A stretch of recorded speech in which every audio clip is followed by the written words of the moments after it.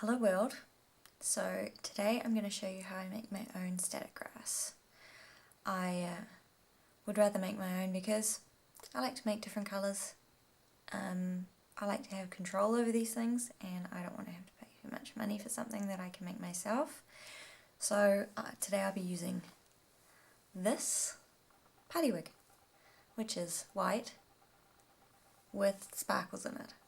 Unfortunately I couldn't get one without sparkles, so I had to take the sparkles out by hand. Anyway, you could also use blonde, a light colour, nothing crazy like red or blue, but maybe light green. I haven't tried that yet. So I'll show you how to do that now. Let's get started. Okay, so the first thing you're going to do with your party wig is turn it over and have a look at the back. Now I've already cut some away, but if I hadn't it would have elastic around the edges like the front still does. So yours might be different, but you're just going to have to find a way of doing it yourself. And so all I'm going to do is make sure that the hair is all out of the way so I don't cut lots of strands of the hair and it goes flying everywhere. It doesn't have to be untangled, really. And then I just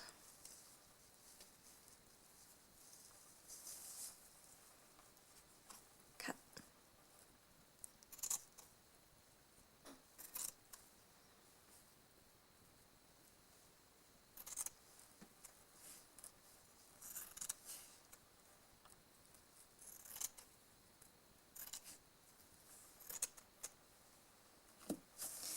Okay.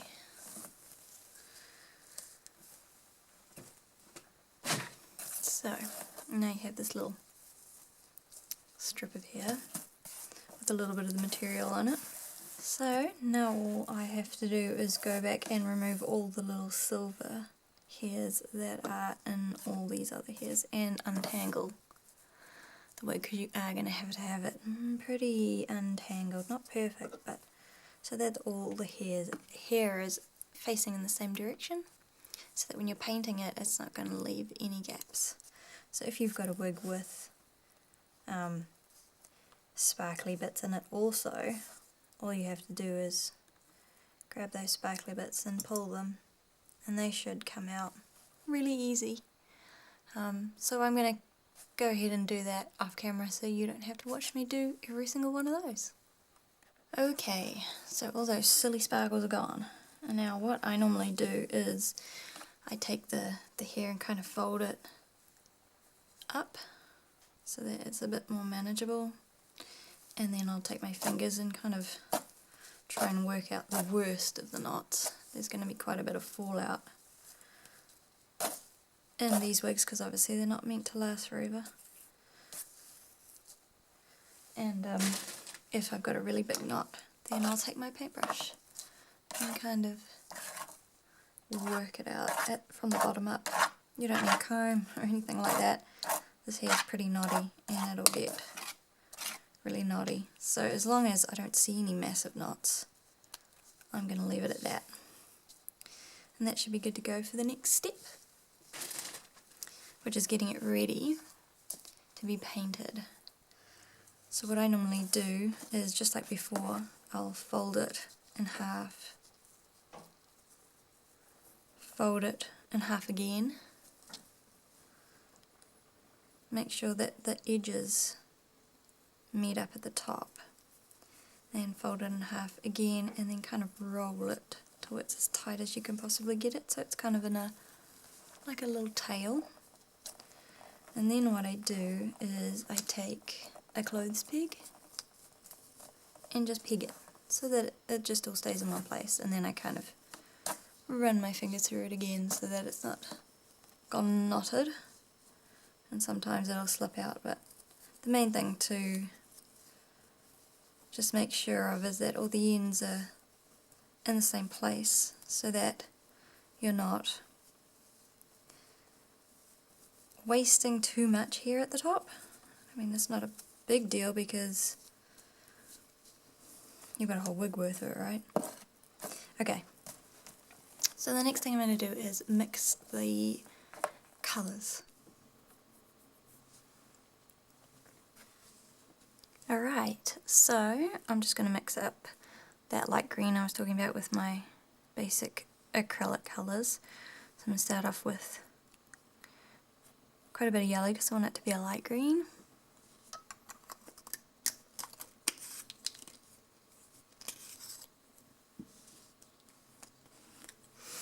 And then some blue.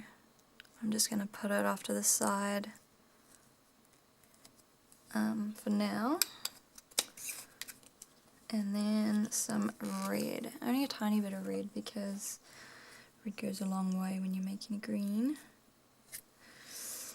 Okay. So I'm going to just wet my brush. Just a, I would suggest using just a hog hair bristle brush for this, just a cheap one. Don't use a soft brush because you won't be able to really get the paint into all the gaps between the hairs and push them around enough to get it all the way through. So use one of these, as big as you like. I'm just using this one because it's more comfortable for me than a really big one. So, alright, let's make this green, light green.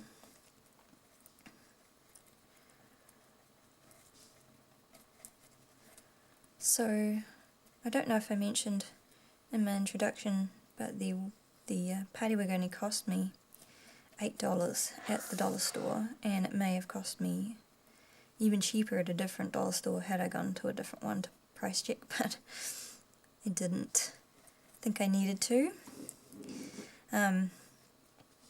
So now I've got my paint mixed. Now this is straight out of the bottle. This is not watered down paint. You need it thick for it to be able to grab onto those synthetic hairs on your wig here.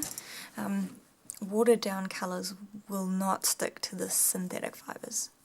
You have to have it really thick so that the acrylic medium will sticking the colour to your synthetic hair. So, I'm just going to take as much colour as I want, and I'm starting from the base, closest to the peg, and all I'm going to do is basically just paint it in and kind of smush it down, kind of wiggle it in so that the paint goes down into all the fibres. So you do need to flip it over and do the other side. As you can see, you're not going to get right up to the base with going from the other side. And this one's just coming a bit loose, but that's okay. Just work it in, run it down, and just keep going from the bottom, kind of moving that tail of hair apart just to make sure that you are getting it all the way in between all the hairs and turning it over and making sure that it's all the way through. So I'll finish that off and I'll meet you back. Okay, so I'm all done, and I don't know if you can tell, but I did put some olive green kind of halfway, so that's how you can kind of make it easier for yourself. Like I was saying before, you could go light green to here, olive green, dark green, any other kind of green. There's so many types of greens, and if you run out of a certain green that you're doing, just mix up a different green. I mean, grass is all kinds of colours really, and a mixture is going to give you the best realistic effect for static grass. So the next step to do is the hardest, which is waiting for it to dry.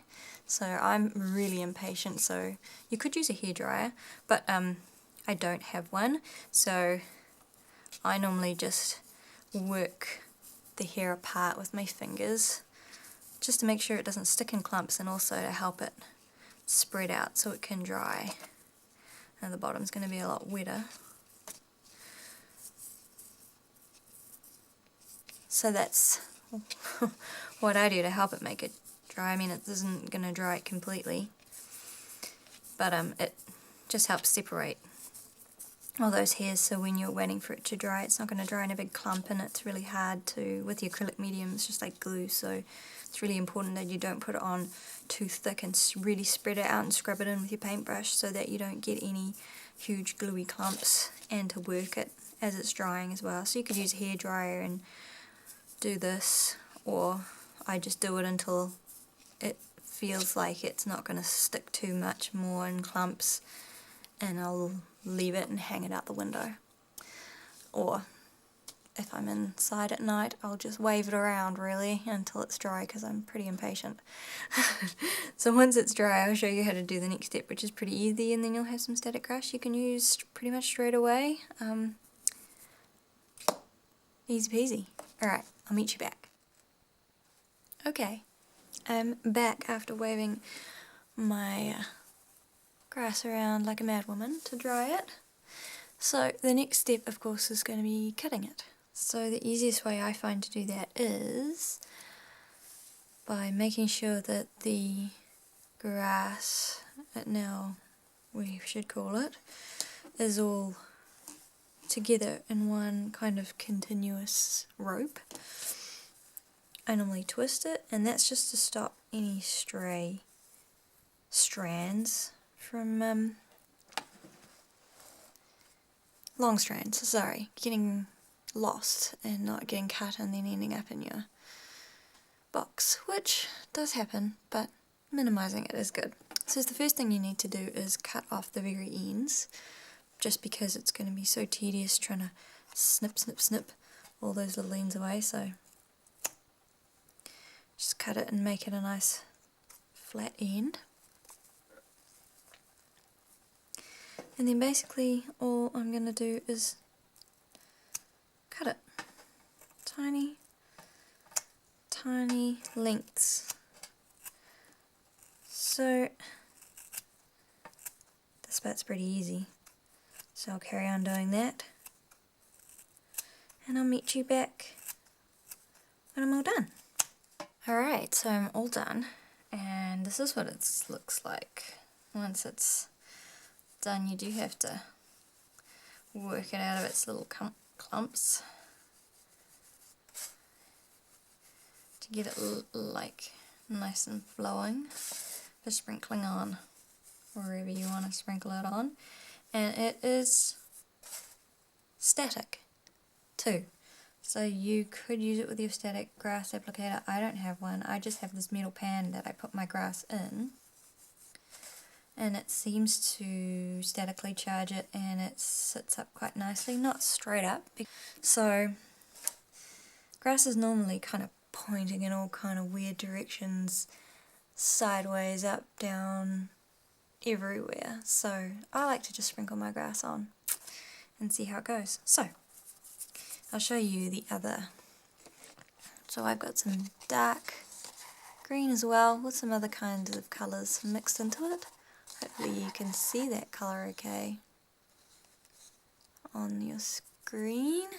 And then I've also got like a summer mix, which is like a golden, yellowy brown, and it's quite long because summer grass is quite long.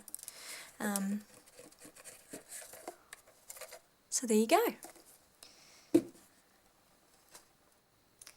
So I hope that was really helpful for those of you who are looking for a little bit of control over the colours you want to use, and also not having to pay so much money for something if you want it in a smaller quantity, and you just have time to do it yourself. So if you like my video, please subscribe or like the video. If you want to see more from me, please leave a comment down below on anything else that you might want to see or have questions about. I look forward to reading them. Okay, bye.